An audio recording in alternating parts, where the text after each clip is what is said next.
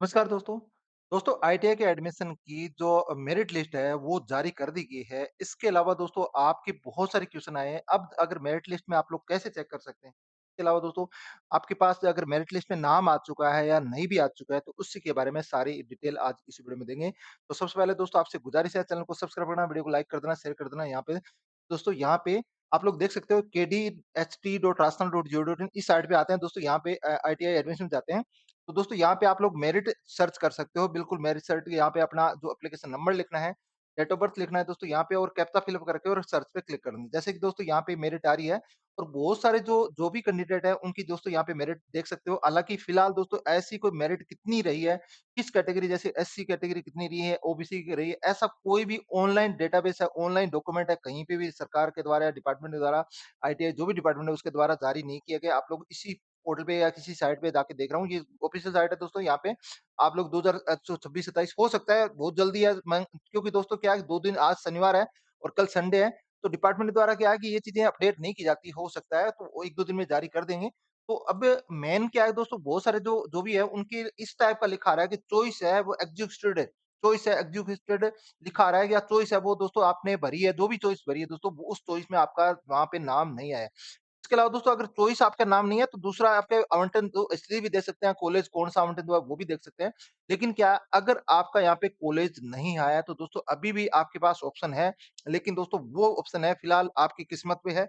ऐसा नहीं है कि दोस्तों अभी ये नहीं है। गवर्नमेंट के द्वारा क्या है कि कोई अपर मोमेंट का या फिर दोस्तों ऐसा है कि सेकंड राउंड, थर्ड राउंड का कोई भी ऑप्शन फिलहाल नहीं दिया है, कहीं पे भी ऐसा नहीं बोला गया है।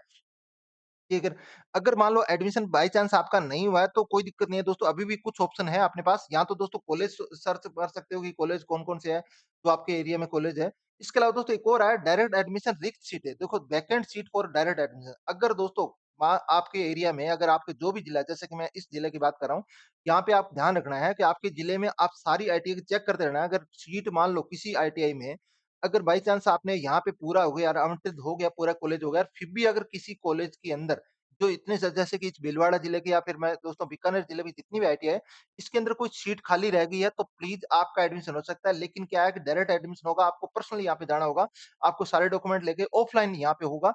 पर थोड़ा-सा आप लोगों को भी ध्यान रखना है पिछले आने वाले टाइम में कि आप लोग यहाँ पे चेक करते रहना कि अपने यहाँ पे कितनी सीट है, वो रिक्त है, कितनी क्या है। अभी अपडेट हो जाएगी दोस्तों यहाँ पे कितनी अवेलेबल है और थोड़ा-सा अपडेट हो जाएगी, थोड़ 1-2 दिन में और भी अपडेट हो जाएगी। तो ध्यान ये चीज़ें रखना है, अगर यहाँ पे सीट खाली रह गई है तो आप डायरेक्ट एडमिशन ले सकते हो अभी भी आपने। हाँ, दोस्तों फर्स्ट राउंड हो चुका है, मतलब आवंटन हो चुकी है, मेरिट हो चुकी है। इसके अलावा सेकंड राउंड है, काउंसलिंग वगैरह का है या थर्ड राउंड है, वो चीज़ अभी तक ऑप्शन नहीं दिया है फिलहाल। डायरेक्टली बोला गया है कि ये डायरेक्ट एडमिशन यहाँ पे ले सकते हो, ये ऑप्शन ज़रूर आपके पास अभी भी अवेलेबल है। अगर इस टाइप का ऑप्शन आपके पास आ रहा है कि चॉइस आपने जो भी चॉइस भरी है दोस्तों, उसके अंदर आपका ऑप्शन नहीं आपका मतलब सीट आपकी कन्फर्म नहीं हुई थी, ये चीज़ें हैं। दूसरा दोस्तों बहुत सारे जो कियोस्क ना बहुत सारे जो मतलब मेरे जो दोस्तों ने ये पूरा मेरे को कल क्वेश्चन पूछा था, मैंने आपको वीडियो बना के बताया था यहाँ पे, तो करेक्शन विंडो ओपन हुई थी। लेकिन करेक्शन विंडो में सबसे बड़ी दिक्कत एक ही थी कि आपके बहुत सारे जो मेरे व्यूअर हैं, उन्होंने पूछा था कि मेरे नाम में गलत है या फिर दोस्तों डेट ऑफ बर्थ में गलत है या फिर दोस्तों हो सकता है कि मेरी जो कैटेगरी है एससी, एसटी, ओबीसी है या फिर ईडब्ल्यूएस उसमें गलती बहुत सारी है। तो दोस्तों क्या है कि डिपार्टमेंट का ये मानना रहा था कि आपकी जो कैटेगरी है, आपका नाम है या फिर दोस्तों आपने सही भरा है, आपका नाम है वो जन आधार से लिया, गवर्नमेंट का या डिपार्टमेंट का ये मानना था कि डेटा वो जन आधार से लिया तो मतलब सही डेटा होगा। तो अब अगर क्या है कि अगर उसने सही फिर भी अगर जन आधार में नाम अगर गलत है तो दोस्तों अगर आपका नाम यहाँ पे आ गया, कॉलेज आवंटित हो गया आपको और आपका अगर नाम फिर भी गलत है तो प्लीज़ एक बार क्या करना है, आपको अपडेट हो सकता है, अपडेट के लिए ऑप्शन दे दिया जाए, ऐसा भी हो सकता है आपको। लेकिन बाकी का अपडेट का ऑप्शन फिलहाल नहीं दिया था, उन्होंने सिर्फ़ और सिर्फ़ एक क्वालिफ़िकेशन का अपडेट का ऑप्शन दिया तो अगर आपका यहाँ पे कॉलेज अलॉट हो चुका है, कॉलेज अलॉट हो चुका है, तो हो सकता है आपको कॉलेज के थ्रू या फिर दोस्तों कोई ऑनलाइन अपडेट का ऑप्शन दे भी सकता है क्योंकि बहुत सारे मार्क्स लेवल पे ये गलती थी।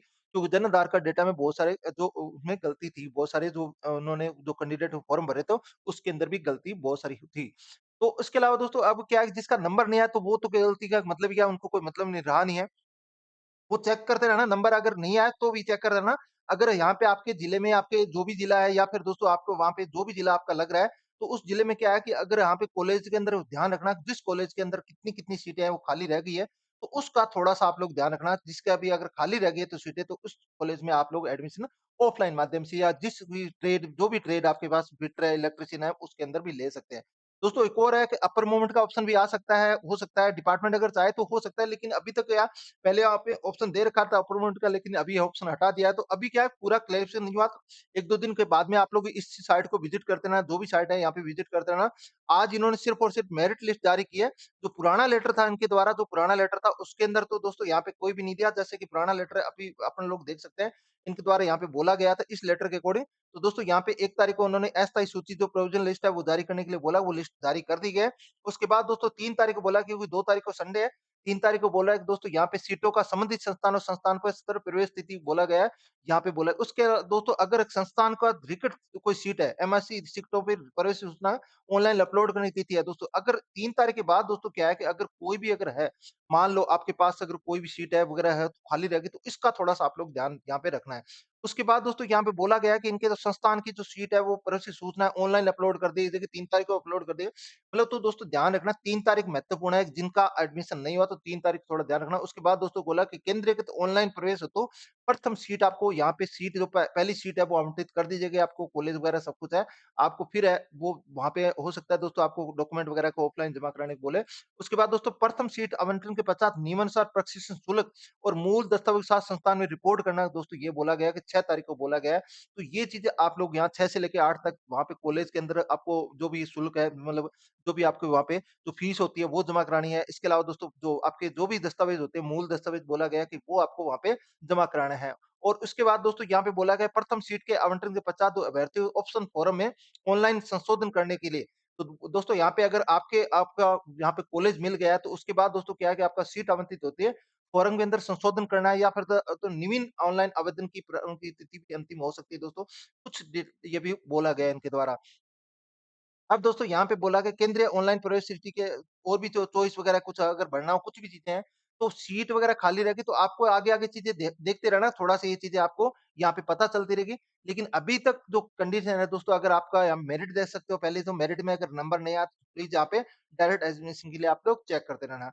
तो दोस्तों ये जानकारी अपडेटेड थी, फिलहाल कोई भी अपडेट डिपार्टमेंट के द्वारा और अपडेट नहीं आया, तो अपडेट आएगी तो मैं आपको वीडियो के माध्यम से बता दूँगा। तो दोस्तों आशा करता हूँ आपको वीडियो पसंद आएगा। वीडियो पसंद आए तो प्लीज़ वीडियो को लाइक कर देना, शेयर कर देना और चैनल को सब्सक्राइब करना। थैंक यू दोस्तों, गुड बाय।